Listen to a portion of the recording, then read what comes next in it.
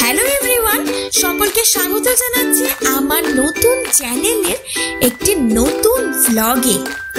আর এই ভ্লগটাই হচ্ছে আমার এই চ্যানেলের প্রথম ভিডিও।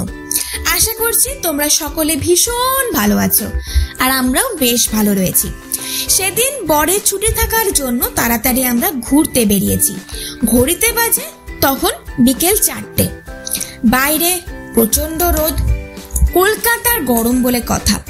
রোদ্দুরে কেউ আর বাইরে বেরোয়নি। আমরা ওই ফাঁকা রাস্তা দিয়েই দুজনে মিলে হাসি মজা করতে করতে এগিয়ে চললাম অটো স্ট্যান্ডের দিকে। আমরা যাব গড়িয়াহাটে, তাই এখান থেকে অটো করে গেলাম তারাতলা। তারপর তারাতলা থেকে অটো করে রাসবিহারী অ্যাভিনিউ পৌঁছে গেলাম। যারা বাসে যেতে চাও তারা এই বেহালা, জোকা এইসব সাইড থেকে ডাইরেক্ট বাসে রাসবিহারী অ্যাভিনিউ নামতে পারো। যার যেটা সুবিধা সে সেটা করতে পারো। সিটি স্টাইল শপিং মলের ঠিক সামনে এসে অটোটা থামলো। আর সেই সময় আমাদের প্রচন্ড খিদে পেয়ে গেছিল। যেহেতু আমরা একটু ঘুরতে বেরোবো, সেই জন্য জলখাবারটা স্কিপ করে ডাইরেক্ট আমরা ভাত খেয়ে নিয়েছিলাম। ওই জন্যই বেলা বাড়ার সঙ্গে সঙ্গে আমাদের খিদেটাও পেয়ে গিয়েছিল। যেহেতু আবার শনিবার নিরামিষ খায়, তাই অন্য কিছুর গন্ধ পাওয়া সত্ত্বেও সেগুলো থেকে নাকটাকে বার করে নিয়ে এসে নিরামিষ ফুচকা স্টলের সামনে এসে আমরা দুটিতে দাঁড়ালাম। দেখছি মারাত্মক ভিড়। ফুচকা টক জলটা দেখে আমার তো জিভ দিয়ে একদম টকাশ করে জল ওখানেই পড়ে গেল। কি করব, সেই লোভটাকে সংবরণ করে পাতা হাতে দাঁড়িয়ে পড়লাম স্টলের সামনে। আর সত্যি বলছি বন্ধুরা, ওই ফুচকাটা না ছিল অসাধারণ। যারা এখনো এই ফুচকা খাওনি তাদেরকে অ্যাড্রেসটা দিয়ে দিচ্ছি। রাসবিহারী অ্যাভিনিউ যেতে দেখবে বাঁ সাইডে পড়বে সিটি স্টাইল। সিটি স্টাইলের একদম অপোজিটেই এই ফুচকা স্টলটা পাবে।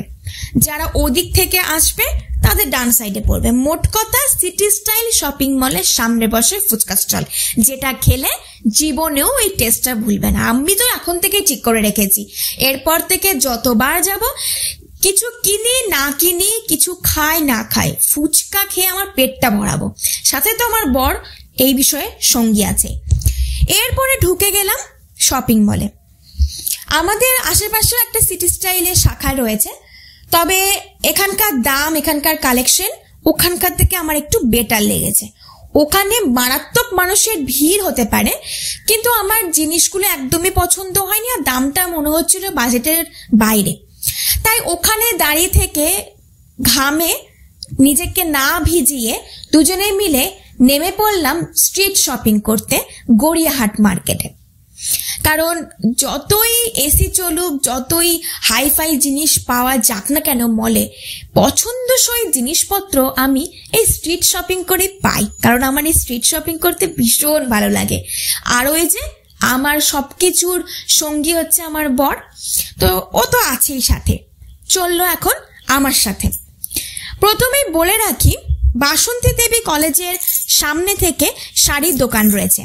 তারপর থেকে ব্লাউজ, মেয়েদের অন্যান্য অত্যাধুনিক পোশাক আশাক এই সমস্ত দোকান রয়েছে। সাথে মানানসই গয়না গাটি, ব্যাগ, জুতো সব পেয়ে যাবে। এখানে শেষ নয় বন্ধুরা, ঘর সাজানোর জিনিস, রান্নাঘরের যাবতীয় সাজ সরঞ্জাম সবই পাবে। আর যারা আমার মতো এই সফট টয়েস পছন্দ করো, তাদের তো ওখানে গেলে মনে হবে বস্তা দরুন নিয়ে আসি বাড়িতে, কিন্তু সেটা কখনো করো না। যদি পছন্দ হয় তাহলে একটা দুটোই কিনে নিও, কারণ বেশি পয়সা নষ্ট করাটা না একদম ভালো না। আমি একদমই বেশি পয়সা নষ্ট করতে ভালোবাসি না, তার জন্যই বোধহয় আমার এই স্ট্রিট শপিংটা বেশি ভালো লাগে। বাজেটের মধ্যে হয়তো।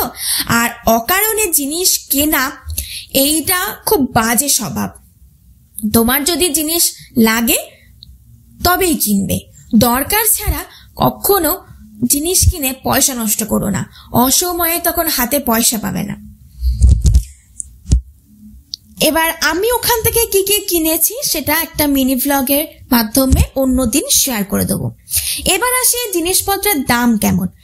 এই যে short kurti, long kurti, sleeveless kurti বা লেগিংস, জেগিংস, গয়নাগাটি যা দেখছো সমস্ত কিছুর দাম শুরু হচ্ছে ওই 100 থেকে 150 টাকা। এইরকম একটা প্রাইস থেকে শুরু। এবং এখানে আবার সেরামিকের ভ্যারাইটিস জিনিস পাওয়া যায়। তারপরে আবার মাইক্রোওয়েভ সেফ জিনিসও এখানে পাবে।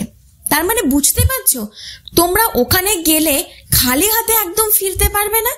আর যারা সেরামিকের জিনিস পছন্দ করো তাদের তো মনে হবে সব নিয়ে যায়। তারপর আবার মাইক্রোওয়েভ সেফ, যার দাম আবার 50 টাকা থেকে শুরু। তাহলে কি হাতে তো চাঁদ পাওয়া হয়ে যাচ্ছে, তাই না? তাই তোমাদের যদি ভালো লাগে ওখান থেকে 2-1টা কিনে নিতে পারো। ভীষণ অ্যাস্থেটিক জিনিস ওখানে কিন্তু পাওয়া যায়। আমরা যেহেতু ভাড়া বাড়িতে থাকি, তো সেই জন্য এত দামি জিনিস বা এত ঠুনকো জিনিস, সেরামিকের কাঁচের এই জিনিসগুলো তো ভীষণ ঠুনকো, চট করেই ভেঙে যেতে পারে। তো ওই জন্য আমরা কিনিনি। নিজের বাড়ি হলে অবশ্যই কিনতাম আর ঘরটাকে সুন্দর করে সাজিয়ে দিতাম। এত কিছু করে আমরা হাঁপিয়ে উঠেছিলাম, তাই একটু আইসক্রিম খেয়ে নিলাম দুজনে। ও খেলো ভ্যানিলা ফ্লেভারের আইসক্রিম আর আমি খেলাম চকলেট আইসক্রিম। যখন সন্ধে নামলো তখন 1 কাপ চা তো চলতেই পারে, তাই চায়ের দোকানে এসে যখন চাটা খেলাম মুখটা আরো বেজার হয়ে গেল। বাজে চা ছিল। কি আর করি, এবার তো বাড়ি ফিরতে হবে। তাই রাস্তাটা পার করলাম এবং যেমন ভাবে আমরা গিয়েছিলাম ঠিক সেই রকম ভাবে অটোতে করে একটার পর একটা চেঞ্জ করে চলে এলাম বাড়ি। বাড়ি আসার পথে বাজার থেকে নিয়েছিলাম একটু সবজি, মিষ্টি আর ফলমূল, কারণ পরের দিনও তো বড়ের ছুটি রয়েছে, তারপর আবার রবিবার রয়েছে, একটু মজার ব্যাপার। যাই হোক, আজকের ভিডিওটা এখানেই আমি সমাপ্ত করে দিলাম। এই ভিডিওটা যদি তোমাদের খুব ভালো লেগে থাকে তাহলে অবশ্যই একটা লাইক করে দিও। তোমাদের আর কেমন ভিডিও আমার কাছ থেকে দেখতে চাও সেটাও আমাকে একটু কমেন্টে জানিয়ে দিও, আর কোন পার্টটা ভালো লাগলো সেটাও জানিও। আর একটু সকলের সাথে শেয়ার করে নিও। আর সব শেষে টুকুস করে একটা সাবস্ক্রাইব করে নোটিফিকেশন বেলটা অন করে দিও। খুব শিগগিরই নতুন ভিডিও নিয়ে হাজির হয়ে যাবো। তোমরা ভালো থেকো, সুস্থ থেকো আর সবাইকে ভালো রেখো। দেখা হচ্ছে নেক্সট ভিডিওতে। বাই।